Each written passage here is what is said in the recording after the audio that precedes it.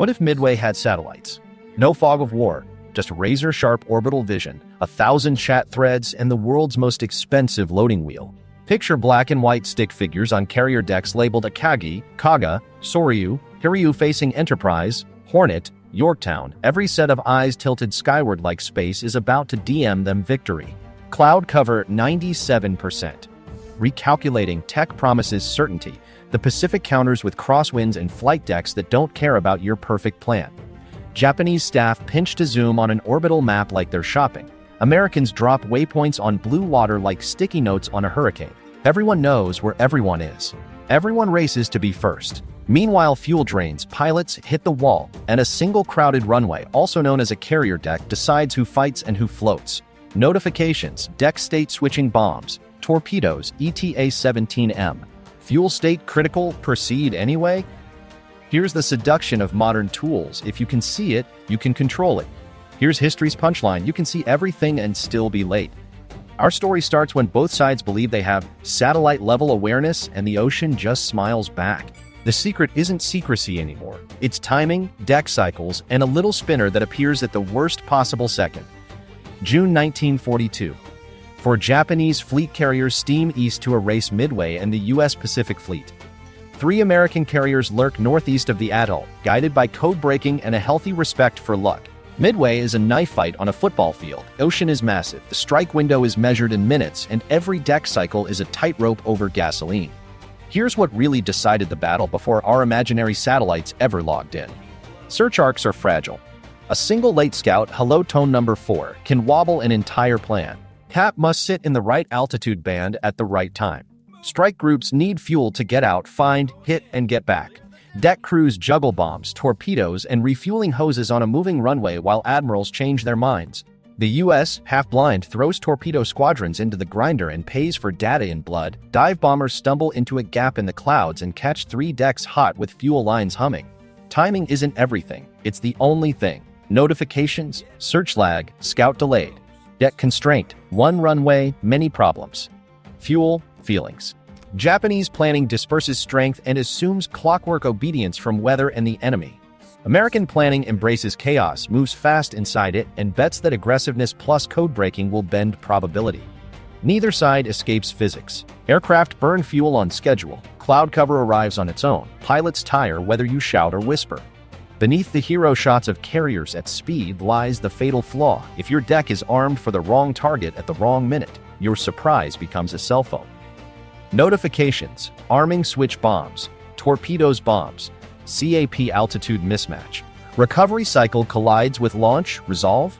Strip away the myth, and Midway is a logistics duel disguised as a scouting contest. Winners aren't the ones who know the most, they're the ones whose timing locks with reality when wheels leave the deck. That's our baseline. Now add satellites, and watch hubris try to outclimb gravity. Okay, let's turn the sky into an app. Both sides buy the premium plan for space.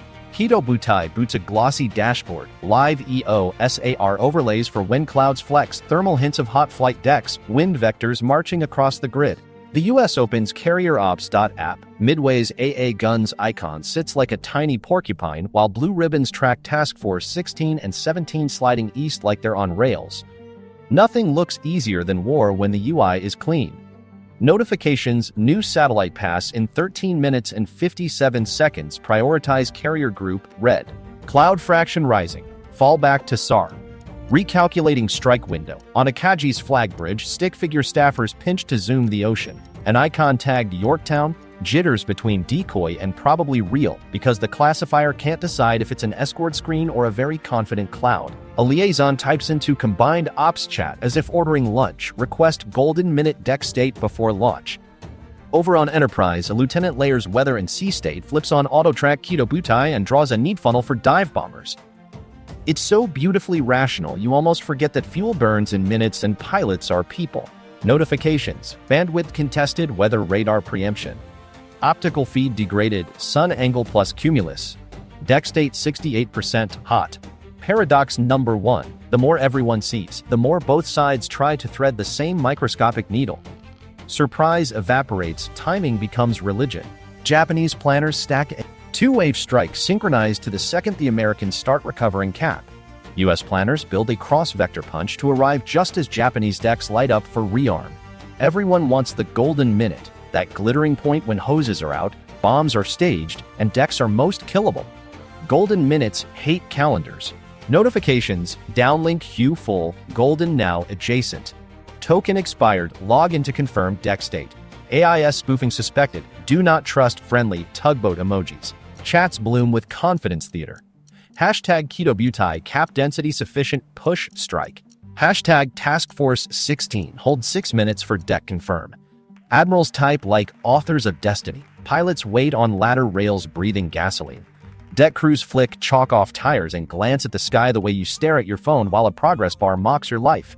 Notifications, crosswind rising 18 kts across deck. Recovery cycle approaching, conflict with launch. On Hornet, a planner reassigns an entire squadron to intercept an inbound strike because the SAR outline flinched. Every tweak feels smart. Every tweak costs minutes. Every minute costs fuel and alignment. The result isn't clarity, it's overfitting a plan to a picture that keeps changing. Notifications, model drift, confidence oscillating. Deck alert switching bombs, torpedoes, ETA 17M. Suggest postpone. Pilot fatigue rising. And then there's the weather, the oldest enemy with the newest interface. Satellite winds look manageable. The real gust says otherwise. Thermal says hot deck, crew says hose kinked. SAR says 3 carriers line abreast, eyeballs say south 1 is turning. The tools give you 50 dials to fine-tune a reality that still arrives as a crosswind and a cloud. Notifications, live deck view buffering, fallback imagery plus 12M. Recalculating approach arcs to avoid cap density. Without surprise, both sides sprint toward the same cliff edge, launch first and eat the recovery conflict, or wait for perfect deck intel and miss the window. Japan chooses precision, hold for confirmation, so the strike package sweats on the spot. The US chooses aggression, launch on partial intel, and vectors torpedo squadrons into a corridor that looks thin on the map and thick in the sky. Space is made both smarter and more brittle. Nobody wants to commit without that crisp frame. Everyone must commit before physics turns plans into pumpkins. Notifications, golden minute slips T plus 09 T plus 21. CAP redistribution requested, fighter fuel falling. Recovery/launch overlap risk high. By late morning, the tempo is a tower of glass.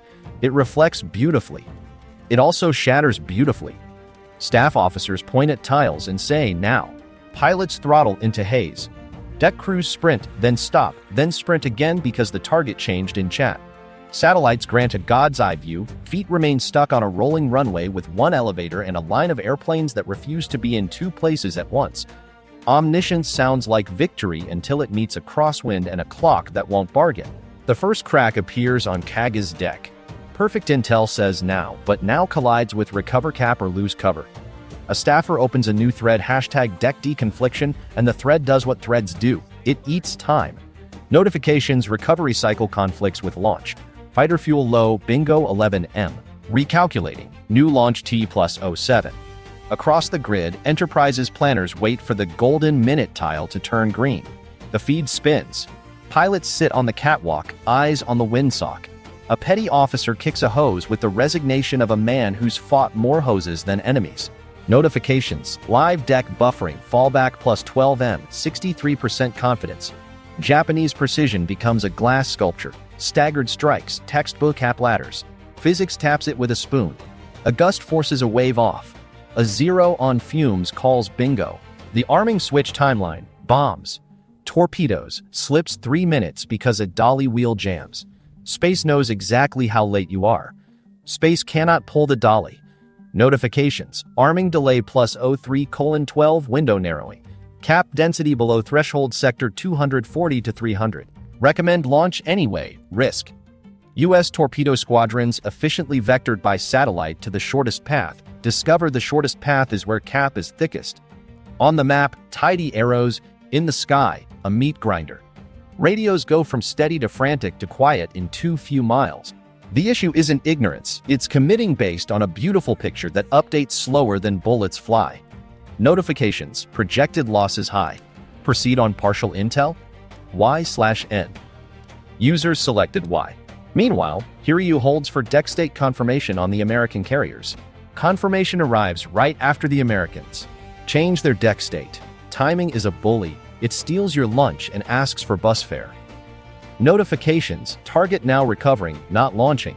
No, Aki. Wait, Kaga is turning.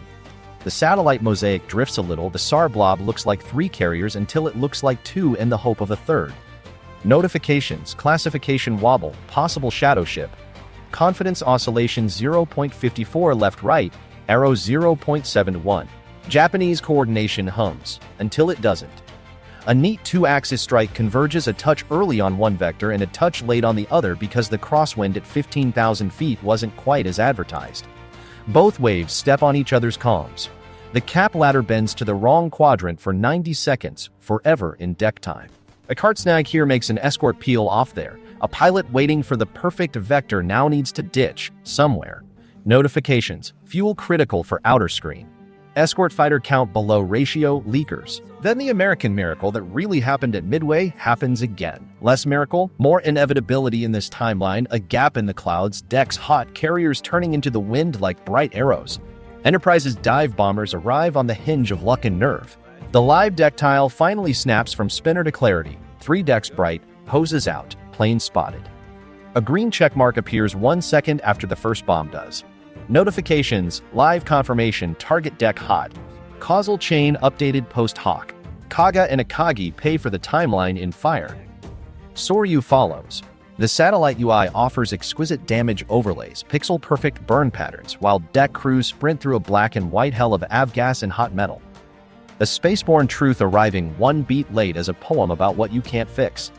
Notifications, battle damage severe, flight ops impossible. Reassign strike package. No suitable deck available. On the American side, victory isn't clean. It's dive bombers who almost waited too long for confirmation, torpedo crews chewed by the optimized vector, and a flagship wondering if the last Japanese carrier will land a counterpunch. Kiryu obliges with vicious competence. The enemy gets a vote, and the ocean charges interest. Notifications, counter-strike inbound, cap misaligned 2,000 feet. Yorktown hit, systems degraded. Reassign survivors to other decks. Space gives perfect awareness of the mess you're in. It cannot widen a deck, lengthen a hose, or add minutes to a day. Japanese staff stare at a flawless orbital picture of their carriers burning. American staff stare at a flawless picture of the last enemy deck arming another wave. Both sides are informed to death. Pilots and deck crews still bleed on time. Notifications, hubris elevated. Disaster tag, overfitted plan meets weather. By late afternoon, the satellite summary pane writes clean lines none of the humans felt. 4 red icons crossed out, 1 blue icon scarred but afloat. The collapse wasn't a data problem. It was a deck cycle, fuel, and courage problem, sharpened by the belief that a perfect map makes for a perfect day. The spinner won more fights than the enemy's scouts ever did.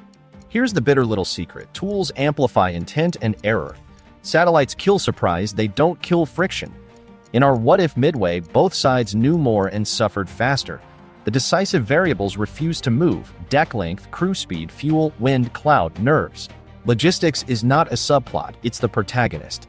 Timing isn't a garnish, it's the meal. You can see the enemy. You can even see yourself.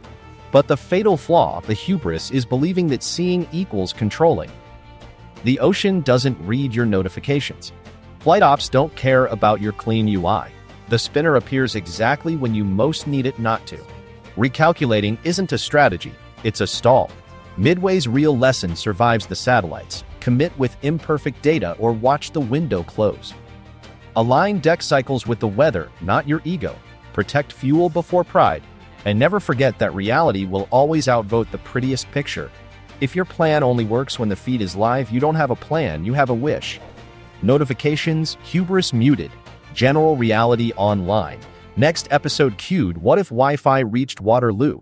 Subscribe, like, and share so you don't miss the next strategic meltdown.